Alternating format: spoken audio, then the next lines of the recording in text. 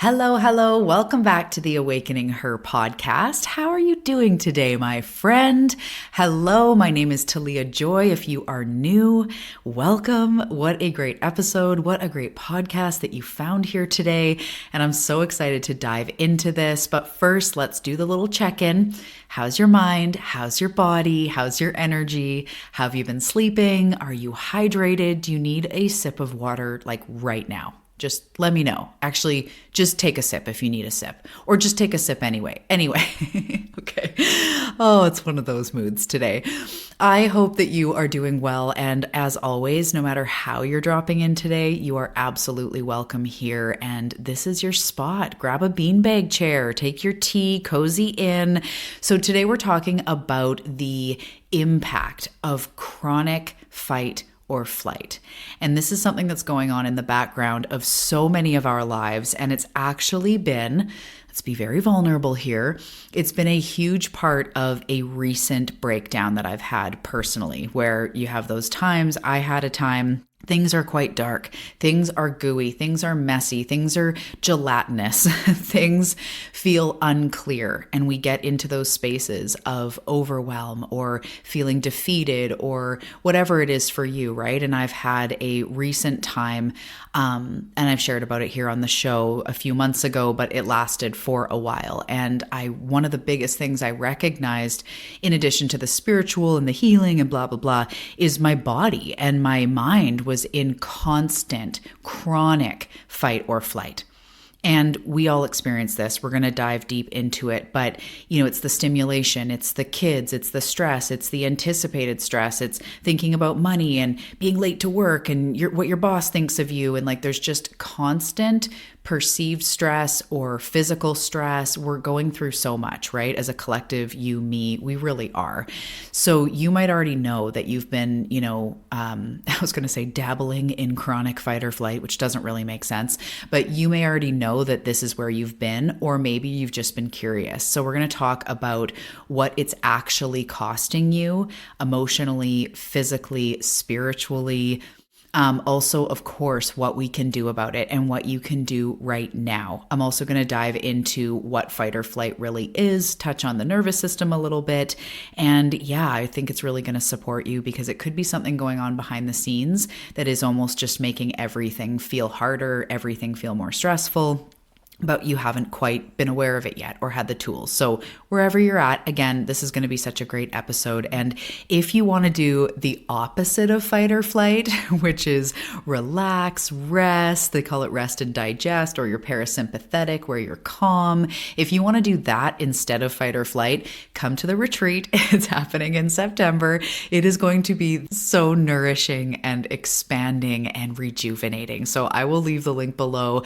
The circle is filling up. The retreat is filling up. If it has been calling you, get your butt in there. I cannot wait to see you. I cannot wait to hug you in person.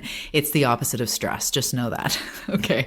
So I think we're good. So take a deep breath, drop your shoulders, take a sip of water, and let's get into today's topic.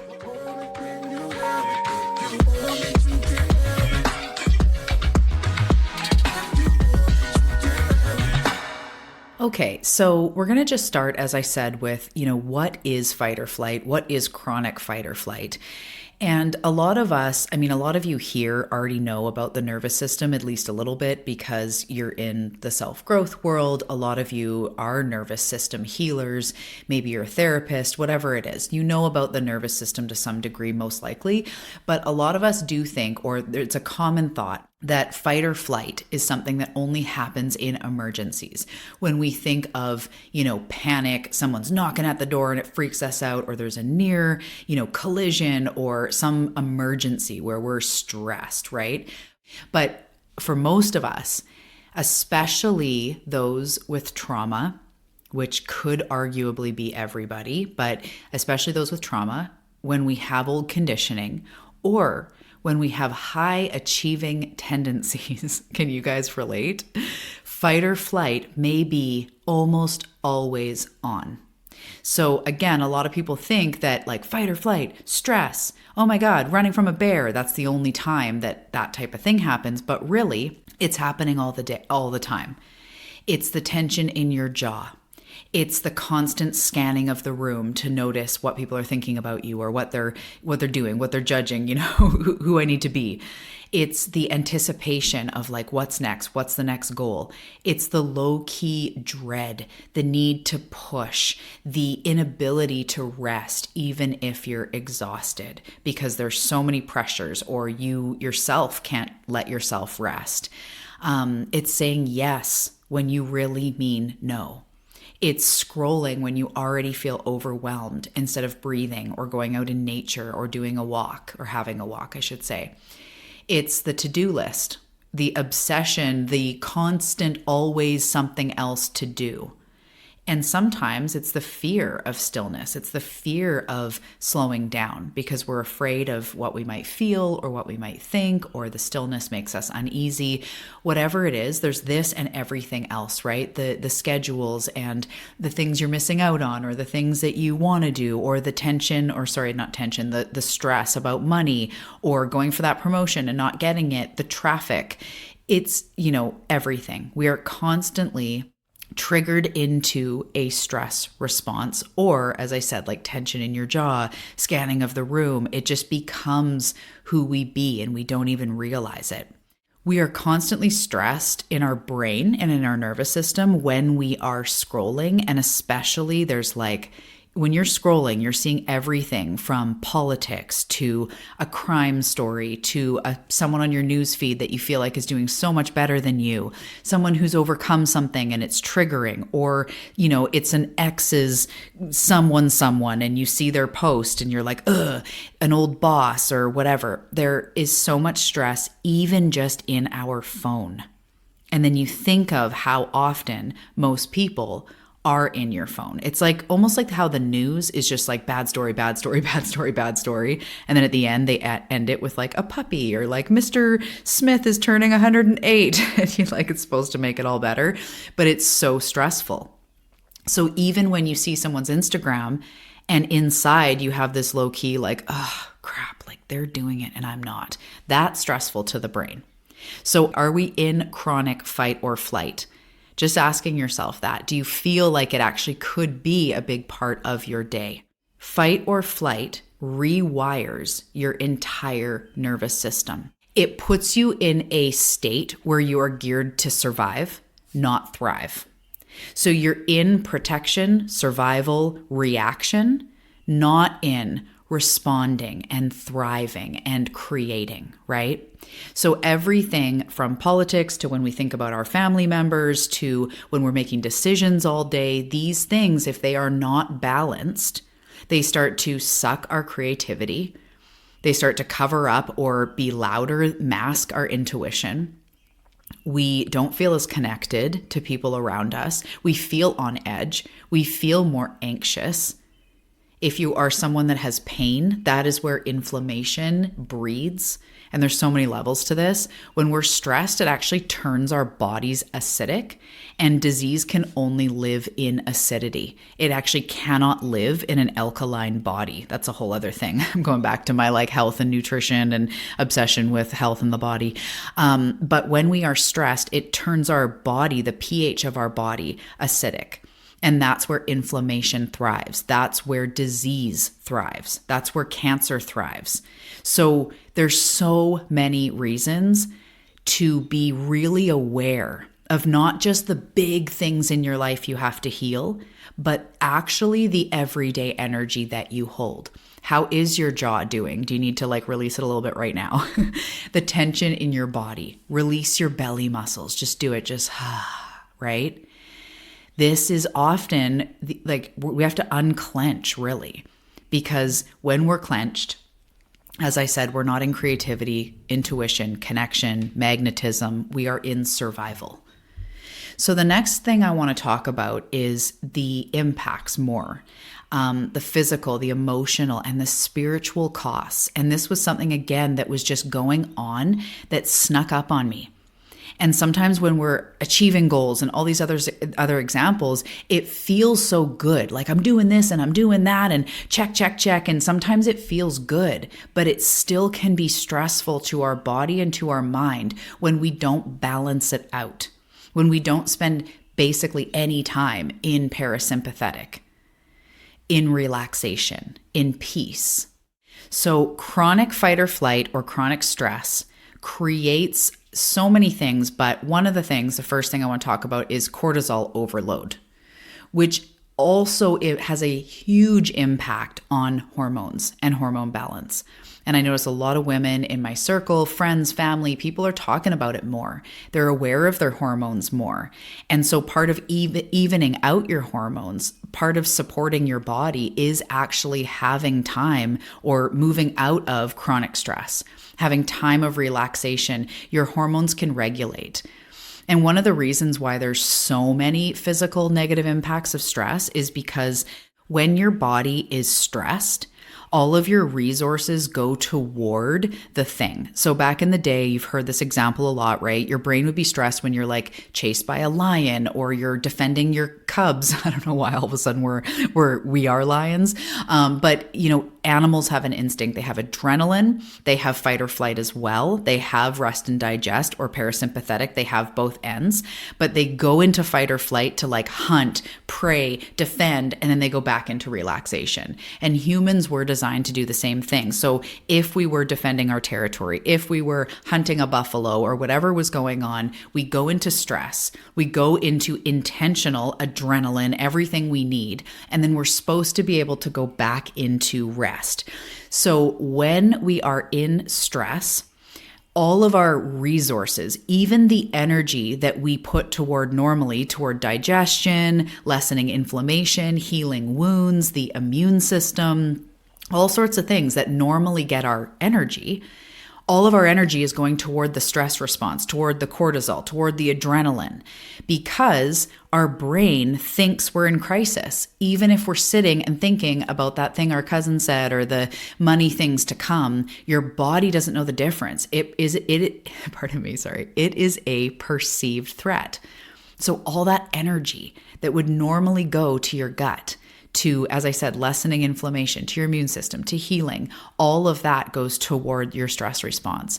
So chronic stress messes with your hormones because your hormones can't be like regulated and cyclical and have your circadian rhythm when we're constantly stressed. It just wreaks havoc. Also gut issues, digestion issues, because you physically don't digest your food as well or very minimally when you're stressed. Again, all your resources are going toward the stress. So you're not absorbing the vitamins and minerals. You're not absorbing and breaking down the food as well. So then you're bloated and then, you just don't feel well. You're not absorbing, as I said, the vitamins. So all over, digestion is impacted. I find I get more headaches. I find inflammation. Again, your body is not going to fighting inflammation because your brain's like, no, we're in stress. This also can really keep weight on if you're somebody who's been trying to release weight. Also, a chronic stress or being in chronic fight or flight will give you an exhaustion that like a sleep-in doesn't fix. The type of exhaustion that more sleep to a point just doesn't even really fix because you're exhausted by life, by how your brain is perceiving life, by the stress, by the pressures, right? And that's, again, something I can totally relate to right before I crashed and burned. And now I'm like really practicing because with 3 kids and a business and blah, blah, blah, and the brain that I have, I can very easily be exhausted. And then the other impact I touched on a minute ago of chronic fight or flight when it comes to the physical is compromised immune system. And the immune system, of course, is about flus and colds and being healthy. It also impacts wound healing. It also impacts fighting off diseases, cancer, viruses, blah, blah, blah, all those things. It also goes into your allergies. Immune system is so much of how our body is resilient, how our body bounces back, whether it's cut or somebody coughs in our direction or whatever. The immune system is all of it. And with a healthy immune system, we do have less allergies, especially things like seasonal allergies and all that. It even helps with inflammation because the immune system is almost like how strong, again, and resilient your body is. So we're just talking physical, but stress and particularly fight or flight, your body physiologically being in a fight or flight, nervous system state causes all these things. And these things have been proven, they've been studied. You can look it up. I'm not just saying stuff. It really does have a huge impact. Now, let's get to emotionally, because we haven't even talked about that yet. So emotionally, being in fight or flight all the time, it will make you more reactive instead of intentional. You will react to life instead of responding to life. You will have more mood swings, anxiety, irritability, feeling like dread and panic and all these things when you know the feeling, right? When you are in a spiral.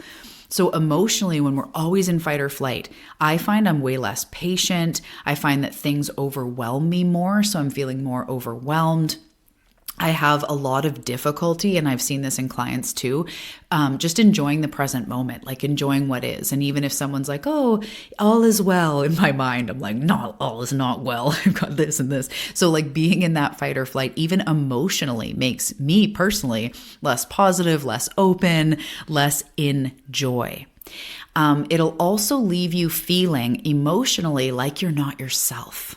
And I know some of you can deeply relate to that when we're in constant stress. And I know when I have pain and then I'm in more stress, and I will be like, I don't even feel like I'm myself. I don't even feel like I'm acting like myself. I'm more irritable. It's just takes over. So fight or flight can make you in many ways either feel like you're not yourself, like you're more numb, you're more removed, or you're more irritated, less patient, you're not enjoying the things you used to enjoy as much. And that's because, a huge part is this constant fight or flight, and our bodies are getting more and more exhausted on a deep level. So the other part I want to talk about with this is spiritually. So the cost of being in constant fight or flight, and this is something a lot of my clients don't realize until we talk about or hadn't really thought of, you cannot access your intuition effectively when you are in fight or flight. And I say that as somebody who is a channel. I'm constantly talking to my team and my clients' teams and all of that. And I've also been stressed. As I said, I carry a big load and I go through my own cycles. So it's not that you have no intuition if you're stressed, but you cannot access it as clearly, as in integrity, because it can be fogged by what's going on with you. So if I was in a huge fight or flight response, say about money, and then I'm channeling something for a client about abundance, it's almost going to be like tainted because I'm in a fight or flight. Or if my guides are trying to say to me, like, there's opportunity here, or, all is well, you're going to be okay. I'm a lot more like, it's just not what I want to hear kind of thing. So I have really learned, first of all, with clients, I will never enter any kind of session or one-on-one work if my stress is leading. I take that very seriously, and I will always show up as a pure channel for my clients. And that's how I know too, is like, I really see a difference. If I were to go into anything channeling stressed, it just makes a difference. Anyway, and for my own guidance, I'm not hearing it very clear because I'm, again, just stressed. So the guidance becomes drowned out or drowned. No. The guidance gets drowned out. Is that proper? I don't know. By the mental noise, by the chatter. So spiritually, we're not really hearing our soul. We're not really hearing our spirit team, our starseed team, our mission, our own intuition that guides us through our life. It gets drowned out by all of the noise and all of the fight or flight type energy, that stress. We also become disconnected because disconnected from our highest self. And this is because they speak in whispers. It's a nudge. It's, again, a higher frequency that we channel. It's an awareness. It's a knowing that is going to be more subtle than when you're in a hugely stressed state. Sorry, I feel like I'm having a hard time with words today. So it's not that you're disconnected completely. And a lot of us, we can be in stress and go, okay, what would my highest self say? But even that, it takes taking a breath and almost sinking in for a second, because you sense you need to kind of go like, oh, okay, ego, hang on, take a deep breath. Now, what does my highest self have to say, right? So even by doing that, you feel that you can't access that, again, pure, clear guidance from a state of stress. Okay, so we're talking spiritually. It's harder to connect to your intuition. The guidance gets sort of muddied by all the noise. We feel more disconnected from our highest self because we are on opposite frequencies. And the thing I really want to share, especially with you guys, let's talk about how it impacts manifestation. You cannot, and I'm sorry, not sorry, but I'm also saying it to myself, you cannot manifest a life of peace, of freedom, of abundance from a nervous system that only knows chaos. Your energy is your broadcast. As we talked about in the last episode about manifestation, your energy, who you be, is what life responds to. You don't have to activate the law of attraction. It's already working. Who you be is your broadcast. When you are in survival, you are sending out the signal of, I'm not safe, life isn't safe, money sucks, I'll never get the job. But ultimately in the nervous system, it's, I'm not safe, I don't trust, I can't relax, I'm not supported. And the universe responds to that vibration. So healing your nervous system is manifestation work. Healing your nervous system is often, for people like you and I'm sure we're of like mind, it's often the piece that really comes together that helps you to create and manifest something that is those things you've been going after, the quantum leap, the big goals. A lot of times for us, that's what it is, because my guess is you've probably seen The Secret. You probably know the law of attraction is like attracts like. You probably know that you have to put yourself in a better vibration to blah, blah, blah, right? But have you gone deep into the nervous system work? And a lot of you have. And I know for me, that was the newer piece of the puzzle in the last couple of years. Regulation is a spiritual and a healing practice. Emotionally, when you learn to regulate, when you learn, and I'm going to give you a practice before I go, when you learn to regulate your energy, bring safety into your body, that is you healing. Because at the end of the day, whatever you've experienced, whatever was done or wasn't done, the lingering effect is a constant feeling of being unsafe in your body. And it could be with men or trusting people or with women or with money. It can be in all these different areas, but ultimately what we are healing is not just the trauma and the details of what happened. We are rewiring our nervous system for safety. So rewiring, regulating your nervous system is the most badass spiritual healing manifestation work that you can do. Breath and body-based and nervous system practices are the portals to quantum leaping. Because again, you cannot manifest a life of peace and abundance and freedom and those things that we want from a nervous system that only knows stress. Because even if you were to force manifest 10 grand or 100 grand into your life, you'll be stressed about it. You'll find something to be stressed about, like the taxes or how quick it's going or what you should do with it. It'll spark fear because your nervous system only knows fear. And again, I'm putting my hand up here. That was a big realization. I cannot create peace from this, were words I heard like 2 months ago. I cannot create peace from this because I was all wound up. Your energy is your broadcast. Healing your nervous system is the manifestation work, is the spiritual work, is the healing work, is the self-love work, is the quantum leaping work. It's insane. That's why nothing sticks unless your body feels safe. Okay, so before we wrap up, let's take a little bit of inventory and begin this healing journey of moving out of chronic fight or flight and into more peace and safety in your body. So I want you to just start to ask yourself, and you know what, I'll pop these below in the show notes so that you can reflect, but I want you to ask yourself, where in your life have you been reacting instead of choosing? How often in the day, and we're being really honest, how often in the day are you stressed? And nobody's going to hear your answers. Even if I heard your answers, I would not judge you. How often in the day would you say you're stressed?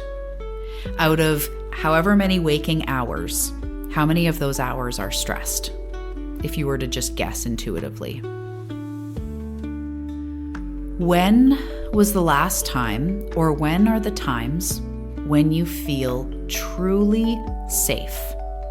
When you feel relaxed? When you let go of that belly muscle, or those belly muscles, let go of the throat, drop the shoulders. When was the last time, or when do you feel truly safe, truly relaxed in your body? And start noticing, are you clenching your jaw? Are you holding your breath? Are you pushing through when your body wants to slow down? I want you to start reflecting on these deeper. And in this moment, and as something you can do to move forward, it is as simple as this. Depending on what you're doing right now, put your hand on your heart and one on your belly. If you're driving or anything else, you can pick, choose, whatever you can do.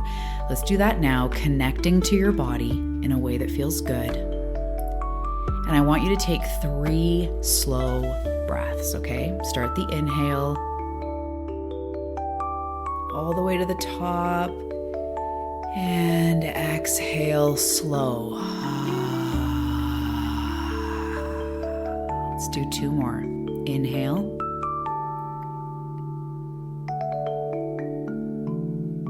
Hold it for a second, slow, slow, slow, and release.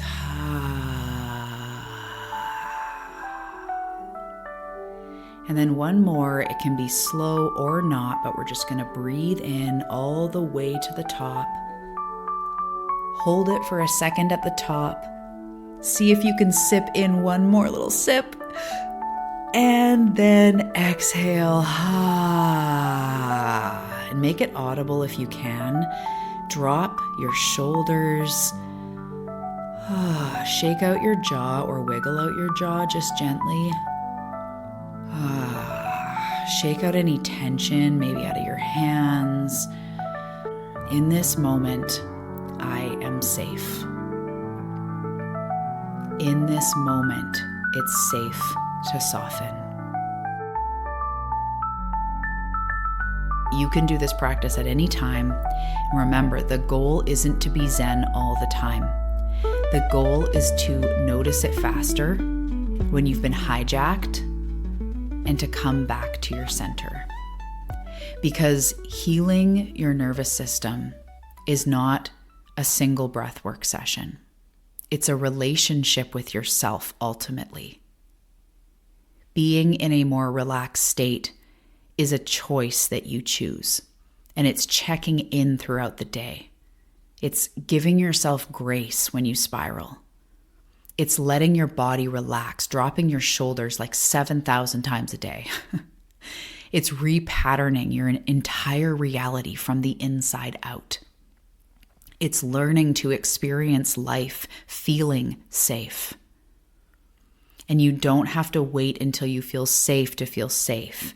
You start creating, you start practicing, you start inching forward toward that now. You were never meant to live in fight or flight. We were not designed that way. And on a soul level, you're not here to just survive in this lifetime. You are here to live fully, to thrive deeply, and to rise wildly and rise now. The most magnetic thing you can do, create a body and a nervous system that feels safe enough to receive the miracles that you are calling in. Okay, my love, you are doing such a good job. I hope that this resonated. Again, if you want to do this, come to the retreat. It's the opposite of fight or flight, which is not how I'm going to sell it going forward. Like, hey, come on, it's the opposite of stress, but you get what I'm talking about. You've been here in the episode. But I'll put that link below, and just take your deep breaths and just know that you are doing such a great job. Okay, I will see you in the next episode. Thank you so much for being here with me today. I truly hope that this resonated, and I hope that this sparked a little something inside you. And I have a question for you. Does your highest self go to retreats? I definitely know that mine does, and I feel like my highest self created the retreat that's coming up in September. I invite you, if your highest self invites you. Really, this is where we unplug from the noise and fully drop into who you really are. And this is more than just surface level peace. This is walking away with deep clarity and aligned steps. This is confidence in your path and your purpose. This is a nervous system reset. And most of all, this is where you nourish yourself and remember who you truly are. So if you want to hang out in person September 19th to 22nd, I would love to meet you in person and give you a hug and share this space and go through an activation together. Everything you need is below in the show notes. You can check out the link there. It is filling up. I urge you, if this calls to you, to jump in now, and I can't wait to see you in September.